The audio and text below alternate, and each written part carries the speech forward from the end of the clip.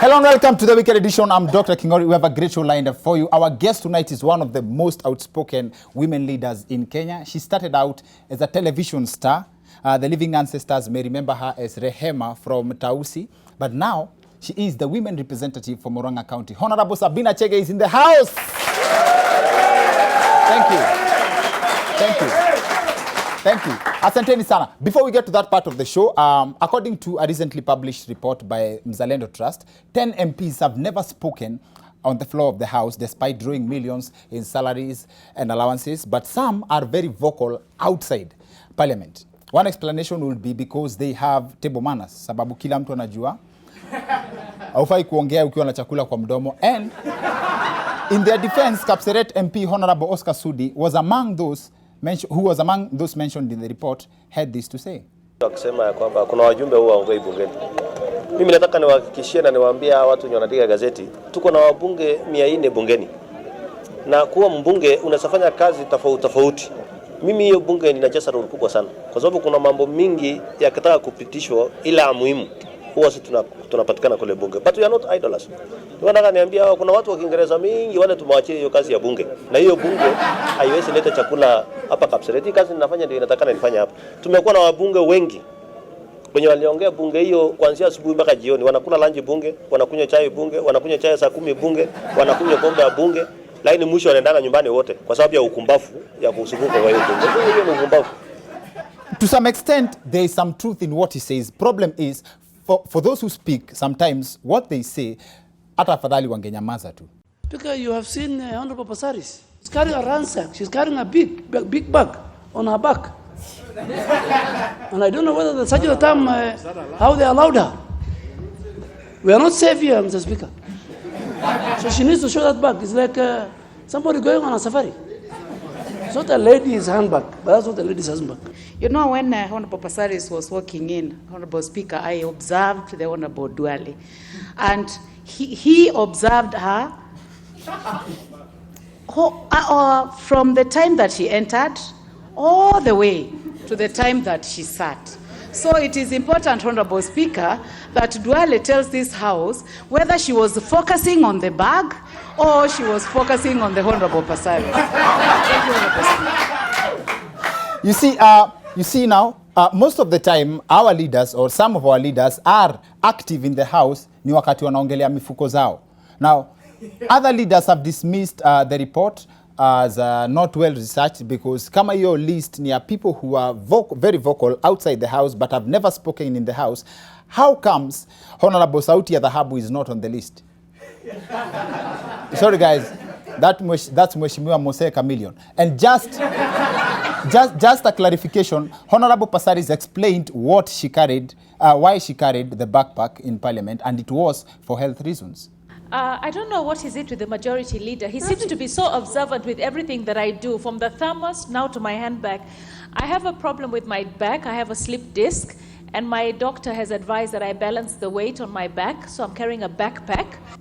Now, this condition that Mheshimiwa Pasaris is talking about occurs when the soft center of the spinal disc pushes through the crack in the tougher exterior casing, which may result in pain. For real, that's true. That's true. I had to explain that for those people who think hiyo slip disc ni Mhesha anatembea na CD. In other news, Harambee Stars lost 2-0 to Algeria in their opening match in AFCON on Sunday. And for those who missed the match, here are the highlights.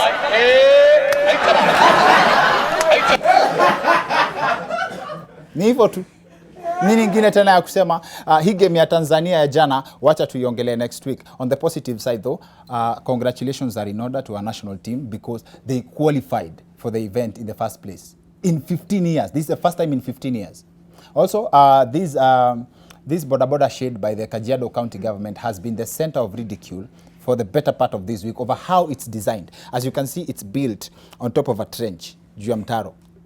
In other words, on top of an empty space. This just shows that Kajiado people don't know how to throw shade. And hii concept ni kama kupata ringtone amevaa kofia. Unajua tu hapo ndani ya kichwa hakuna kitu amefunika.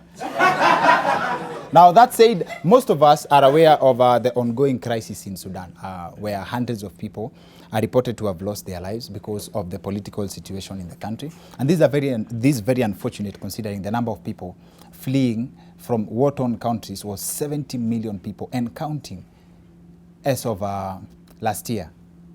This means that the number keeps growing with such crises kama hizo za Sudan, and there is one that is being reported now in Congo. In fact, there are 7,500 refugees who may cross into Uganda from Congo.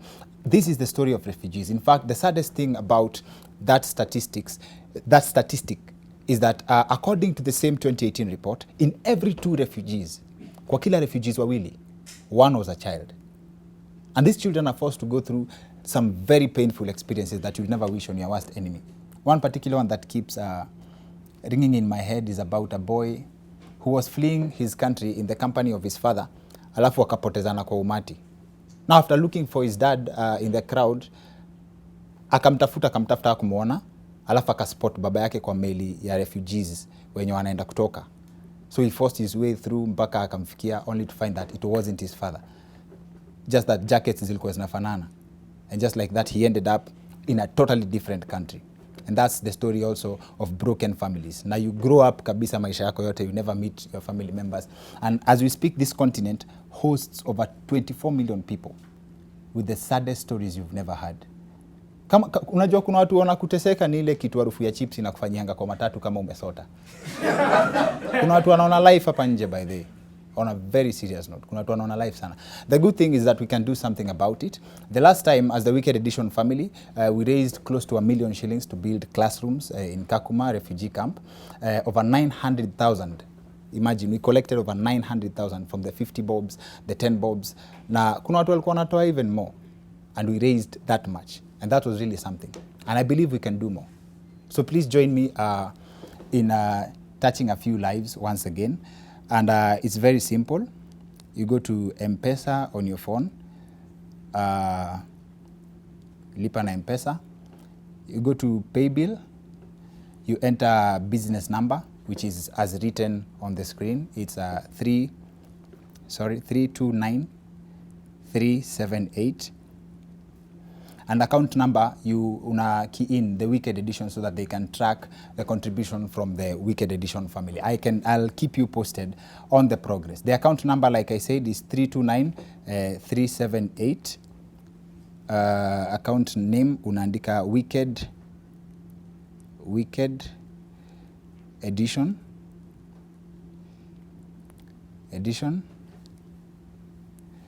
Alafu unafinya amount yenye unataka kuweka, and then you send. Itakupatia United Nations High Commissioner for Refugees. Thank you. Now, leo tuko na subject ya power. Literally. Power is what we are discussing on the show tonight. What is power? Nasikia watu wanaongea sana. Mkipanda mti juu ucheze, nitakata mtu chini, utaanguka na hiyo mti. Nataka kuongea na mabishop wale mko kwa kanisa yangu. If you are not going to respect my wife, I will kick you out of my ministry, even if who you are. Mmetajirikia hapa kwangu. Stupid. Arrogant. Mmekuja kwangu na matuta, useless people. Takataka. Lavish. I want full respect. Nikikoa unaitika. Now, we have played that clip because many people were asking, what was the congregation doing the whole time wakisomewa? Power. To break it down, this is just the same way. Ukiishi kwa nyumba na mtu mwenye yeye ndio analipanga rent, automatically wewe ndio utaishi ukiosha vyombo, na akiwa na mgeni unaji-excuse. A more recent example, one of the Jubilee leaders who have spoken almost directly against President Uhuru is Kapseret MP Honorable Oscar Sudi. Nataka nikuombe rais, ututangazie kama una support Raila Odinga 2022, tell us, you have no problem. Kama uko na maneno, wacha kutumia serikali, wacha kutumia mkono ya yonekani. Jitokeze na ushike microphone kama mimi na useme hautaki William Ruto tena, sisi tutasikia na tutajua nini inafuata. Utuambie, wacha kutudanganya, we are not fools, we are not kids. I want you to cram that person you've just seen, because this is also him in front of President Uhuru Kenyatta. Na mimi nataka nikueleze Your Excellency, unajua saa zingine hivi vitu ndogo ndogo hiyo usisikie hiyo vitu ndogo ndogo hiyo. Unajua nimesikia mandaka akikwambia huko sitting room. Your Excellency, ukiwa hapa Uasin Gishu ama ukiwa hapa Rift Valley, nataka nikuhakikishie kwamba uko nyumbani kushinda kwingine kote. Beona? Power. There are several quotes attributed to power. The definition varies from different people depending on who you ask. According to me, the best demonstration of power was captured in this clip of Game of Thrones. Prominent families often forget a simple truth. I found. And which truth is that? Knowledge is power. Seize him. Cut his throat. Stop. Wait. I've changed my mind. Let him go. Step back 3 paces. Turn around. Close your eyes. Power is power. Huyo ni Oscar Sudi wa Game of Thrones. Now, what is power according to you? Give us your feedback on #TheWickedEdition. My handles are Dr_Kingori on Twitter and Instagram, Dr. Kingori on Facebook, that's Dr. Kingori. Now, there's so much to this topic, so let's extend this conversation to the second part of the show with our guest, Honorable Sabina Chege, to help us break this down even further. See you guys in a bit. Welcome back to The Wicked Edition. I'm Dr. Kingori. Like I said, we have a great show lined up for you. We are actually honored to have in studio one of the most vocal women MPs, women leaders in this country, Honorable Sabina Chege, ladies and gentlemen. Karibu sana. Acha nikusalimie na high five. Karibu sana kwa show yetu for the first time. Asante sana. Lakini unakaa mpole sasa compare na wakati umeamdia mtu. Karibu sana. Wasi kwanza, before hata tuanze, I believe the first question people would love to know, and I saw this in a tweet. Yes. Someone had tweeted, Honorable Sabina Chege was Rehema in Tausi. Someone confirm. Na wasi wako wanajua. Kabisa. Ni kweli nilikuwa Rehema wa Tausi, na nilijoin Tausi after kumaliza form 4 kabla niingie university. Na before nikuwe Rehema, hata nilikuwa house girl. Kwa hivyo house girl. Yes, after form 4 for real nilikuwa house girl. Nilikuwa naishi Kayole. Nikaenda nikakuwa Tausi, nikakaa Kayole karoom kamoja ka 1500 per month na ka stove na tusufuria tuwili. Hapo ndio nilianza, alafu nikaenda university. Bado nikiwa Tausi, alafu nikaenda Kameme FM nikakuwa broadcaster. Kwa hivyo nilikuwa naenda shule na University of Nairobi from 8 to 5, alafu naingia job 9 to 2 am. For the 4 years nikaweza kulipa school fees yangu na nikaweza umetuambia vitu mob sana. Umetuambia vitu mob sana before hapo. Tuanze na times za Tausi, nyumba ya 1500 Kayole, must have been a mansion. So unashangaa. Alikuwa single room. Single room. Yes. 1500 Kayole back then. 1500 per month.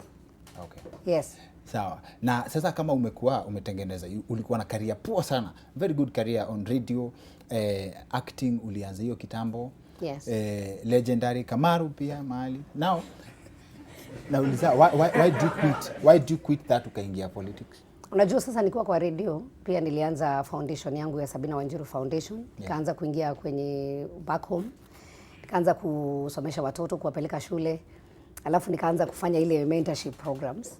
Then nilikuwa pale, wale wazee wametoka kwetu home wakakuja kuniuliza kama naweza kuwa mheshimiwa kwetu constituency. Wazee wakakama. Yes. Lakini sasa mimi unajua mimi sijai kuwa mwanasiasa mpaka saa hii. Na kwa hivyo mimi nilikuwa nimesema sitaweza. So wakanipush sana. Kwa sababu kulikuwa na new constitution, nilikuwa kwa media. Kutoka Kameme nilienda World Space Africa, alafu sasa nikaenda KBC, nikakuwa mdosi wa 18 radio stations. Nilikuwa controller of the commercial radio services by 2012. So wakati ule walikuja, nilikuwa bado na broadcast kidogo kwa Shoro na pia niko manager wa KBC. So nikawaelezea juu sasa mimi siwezi, ama nikamwambia kama mnataka sana, mnaona naweza kuwa na uongozi mzuri, mnikubalie niingie women rep. Unajua women rep ilikuwa ni kiti ya county na nilikuwa najua hiyo hata siwezi. So try tu nilikuwa naambia nisiwaambie no, so niwaambie women rep hii ilikuwa ya kuhepa. Lakini wakaanza kuniita kwa meeting zao. Nikienda nikiongea naona watu wananireceive vipoa sana, watu wananisupport na watu wa Murang'a vile ilifika wakati wa nomination tulianza CGPNU alafu tukaenda TNA, sasa ikakuwa hiyo ndio chama. Yeah. Ikafika walinipiga surprise kwa sababu nilipata the highest percentage of votes wakati wa nomination in the entire Republic of Kenya. Nice. Yes. Lakini sasa hapo kwa wazee walikusukuma uende uingie, lakini ukishaingia, yes. Sasa unataka kukuwa president labda. I don't know. What happens? Hiyo ndio power yenyewe. What happens vile niingia kwenye bunge nilipata pia kuna privilege. Unajua ukiwa journalist ama ukiwa mtu wa media, kazi yako ni kureport. Una report tu kumefanyika hivi, lakini huna ile power ya kuweza kuchange things. Na kwa hivyo vile niliingia kwenye bunge nikapata kwanza nikapewa cheo cha kuwa the chairperson wa education. Last parliament ilikuwa education. Okay. Kwa hivyo tuliingia sana wakati wa kutengeneza the education laws, kuangalia maneno ya walimu. Unajua kulikuwa na mother of all strikes wakati huo. So hizo negotiations kuchange education act. So imekuwa interesting kwa sababu ninaona sasa naweza kumake impact. Unajua sio kuongea tu, sio kureport tu. Sasa nilikuwa nimepewa nafasi ambayo naweza fanya positive impact in the Republic of Kenya, sio tu Murang'a. Na ndio sasa nilifanya kazi vizuri, nikapewa second chance. Yes. Then prezo akaona ile kazi nilikuwa nimefanya education ilikuwa poa, na unajua sasa health iko devolved, kwa hivyo tuko na 2 levels, national government na county government. Okay. Na sasa nikapewa chair wa afya katika nchi ya Kenya. Kwa hivyo sasa tunang'ang'ana watu to achieve UT by the next 3 years. Mkenya yote akienda kwenye hospitali anapata matibabu bila kuitishwa pesa. Yes, it is possible. We already piloting kwa 4 counties na already tumesema watoi wa high school wote wanapewa NHIF. Kwa hivyo walipi wakienda hosi. Wale wazee wako over 70 years wote wanapewa NHIF. Kwa hivyo tuna matumaini ya kwamba the next 3 years maneno ya health yakuwa imechange katika nchi ya Kenya. Hopefully that will be a good thing. Yes. Lakini tena bado niko hapa kwa ukiingia huko. Sawa, that's a very convincing point. Nataka kuchange vitu nikiwa huko ndani. Yes. Lakini in the words of Pastor Ng'ang'a, ni utamu gani mtu usikia akienda huko yenye hataki kuacha? Because kama sahi tuseme the ruling party Jubilee is split into 2. Kuna Tanga technically, as in ama theoretically ama vile tunaona Tanga na kieleweke. Madam the female members of parliament pia wamegawanyika into 2. Kuna embrace faction na hizo zingine. So all that ni kwa sababu ya power in the end. Power in the end. Una get? Yes. Why can't people work together? This is my favorite question. Vile mnasema story ya handshake, ati watu wameshikana pamoja wafanye. Why can't people work together kama ni for the benefit of Kenyans? Unajua sasa ndio mimi sasa ni umeniona niko embrace. Mimi siko kieleweke na siko Tanga.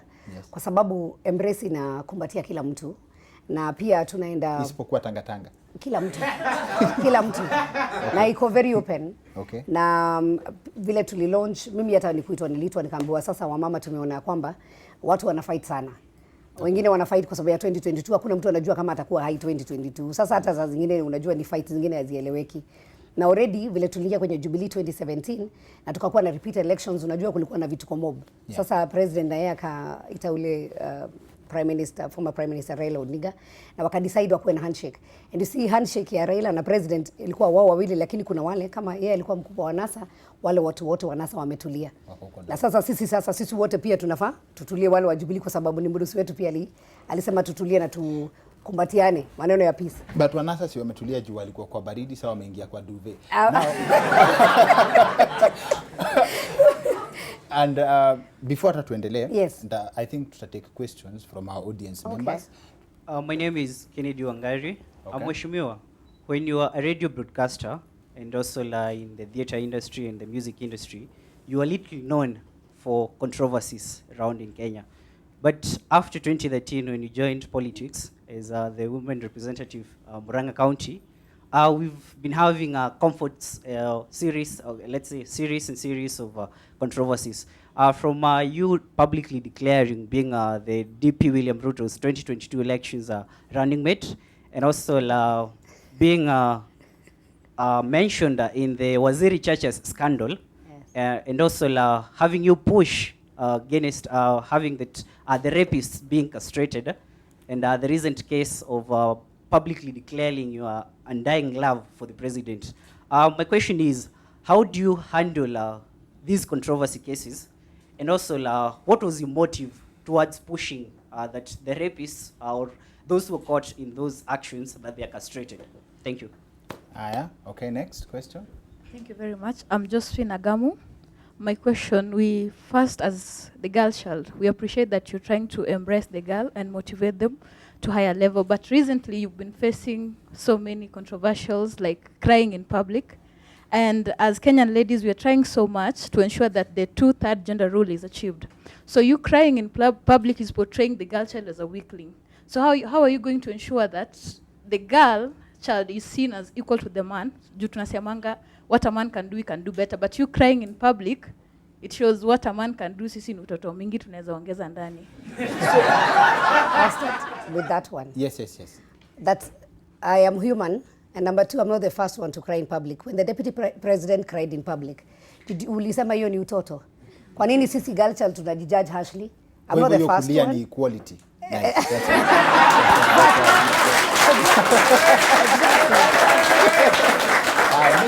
Yeah, so we should not be harsh to ourselves. I'm not the first one. Number two shows I'm human. Number three, it also shows my motherly love.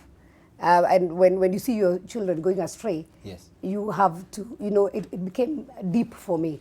And so it doesn't show that you are weak. Crying is not, it's actually a sign of inward strength, not weakness. And that's one thing I want to clarify. Number two, the issue of the controversies. I don't think I've been controversial. Once you are at the limelight, you attract a lot of attention. And there are many people who are looking forward to bring you down. From even Dingy, who was your first boyfriend when you were in nursery school, which does not add value anyway. And so what is seen as controversy, and I think even the case of Wazir Chege was very clear, a con man cons people, women, members of parliament, goes to the DCI and records, then he starts calling with my name, but when I complained, the people who wanted to bring me down, they started saying they had affairs, they had what, but when I challenged for them to show anything, they only did a Photoshop of a photo that was taken with a youth member of PCA Church Muranga, and they said that was Wazir Chege. So these are the small challenges as women that we face in the leadership. But you know what? You have to be strong to show that women, we are actually more stronger than men. If there was a man who was taken through what I was taken through, they would have resigned or just gone back. But for me, I am strong and I want to encourage the girls that we can make it. Makes sense. In fact, kwa ile question ya pili, mmeweza piga makofi. I think the other question was not even a controversy. Hiyo ya kudeal na kukata transform as a rapist. I think that can get support. That can get support. Yes. You abandoned the bill lakini? I have, it was not a bill and it was a recommendation. Ile kitu ya kukata ndio wako wamedecide on. You know, when you say the castration, it shows the seriousness of the matter. Okay. Because by the time mtu amerape dem, unajua hiyo ni injury ambayo hata mkienda kwa chief, hata mtu apelekwe kwa polisi, you have taken away my dignity. And it is very hard to restore it. So the best thing I can do is also take away yours, so that ile hiyo kiungo ambayo inakukosea, next time isikosee mwingine, tuitoe tu ndio nawe utulie. Wapi makofi yake? Thank you very much Mheshimiwa. I think watu wenye wanatuwatch, notification gang wasi wanawatch kutoka home wata agree that we need a rematch. As in we haven't gotten at we haven't scratched the surface of how much we can discuss na wewe na interest of time. I think we have to book ingine ama? Tufanye show ingine tena, si ndio? Sawa. Now that said, tafadhali, hiyo story yetu ya refugees, the numbers are here on the screen. We can do something.